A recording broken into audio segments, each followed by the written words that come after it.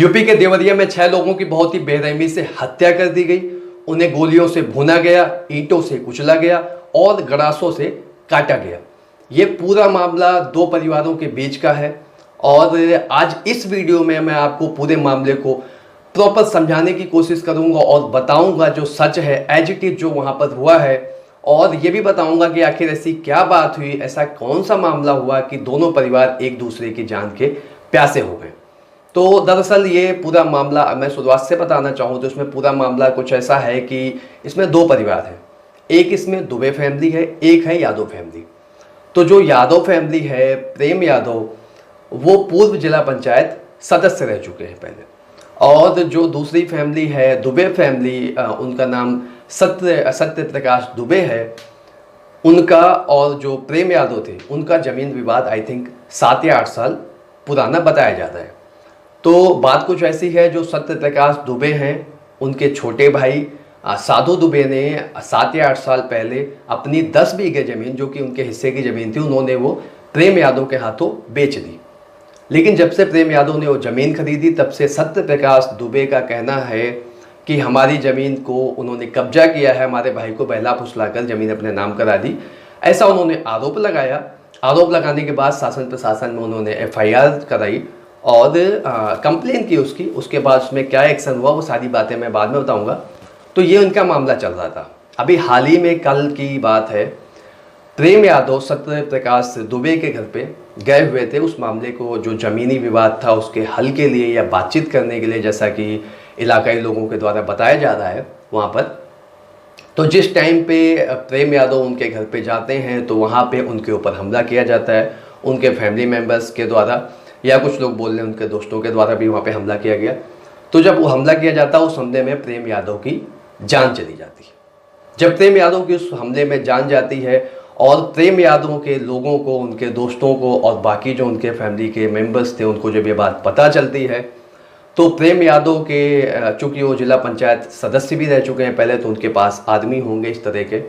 हमारे यहाँ पे क्या है, पॉलिटिक्स में अगर एक बात कोई थोड़े किसी भी लेवल पे पहुँच जाता है तो उनके पास हर तरह के आदमी आ जाते हैं।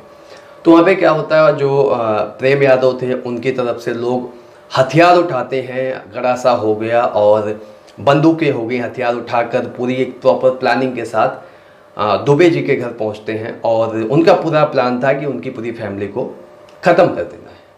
जिस टाइम पे प्रेम यादव के लोग दुबे के घर पे पहुँचते हैं, सत्य प्रकाश दुबे के घर पे, उस टाइम पे उनके घर में वहाँ पे 6 लोग मौजूद थे, जिसमें दुबे जी अपना, उनकी वाइफ के साथ साथ उनकी 2 बेटियां, एक 15 साल का बेटा और एक 7 या 8 साल का छोटा बच्चा। तो जिस टाइम पे जैसे उनके प्रेम यादव के घर के लोग वहाँ पे जब पहुँचते हैं, हमला करते हैं उनकी फैमिली पे, तो फर्स्टली वहाँ पे दुबे जी सामने आते हैं और वो हमले को रोकने का प्रयास करते हैं। तो उनको वो हमलावर गोली मार देते हैं। जब उनको गोली लगती है, उनको बचाने के लिए उनकी वाइफ आती है तो गड़ासे से उसका गला काट दिया जाता है। उसके बाद में उनकी बेटियां आती हैं, दोनों, उनको गोली मारी जाती है, उसको काटा जाता है। एक जो बच्चा था उसको भी गोली मार दी जाती है, 15 साल का लड़का था वो। उसके बाद में एक 7 साल का बच्चा, छोटा बच्चा वहाँ पे बचा हुआ था, उसको उन लोगों ने पहले उठा के पटका है, फिर गोली मारी है। उसके बाद उन्हें लगा जिंदा है तो उसके सर को ईंटों से कुचला गया। हालांकि वो बच्चा लकी था, उसकी सांस चलती रही। अभी उसको हॉस्पिटल में भर्ती कराया गया है, मे भी शायद उसकी जान बच सकती है। अभी हालात उसके भी बहुत गंभीर हैं। तो ये पूरा मामला था जो मैंने आपको बताया, किस तरह से 10 बीघे की ज़मीन के लिए, एक ज़मीन के टुकड़े के लिए इतना बड़ा इंसिडेंस हो गया।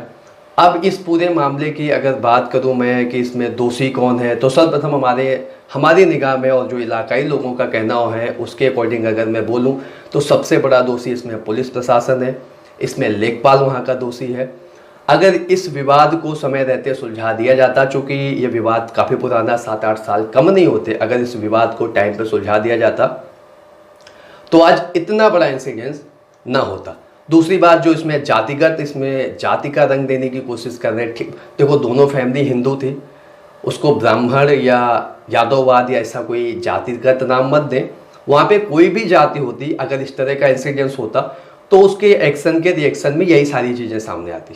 भाई फर्स्टली यादव फैमिली के एक फैमिली मेम्बर का मर्डर होता है, ये एक्शन होता है, उसके रिएक्शन में इतना बड़ा एक्शन उनकी तरफ से भी होता है कि 5 से 6 लोगों की वहाँ पे जान चली जाती है।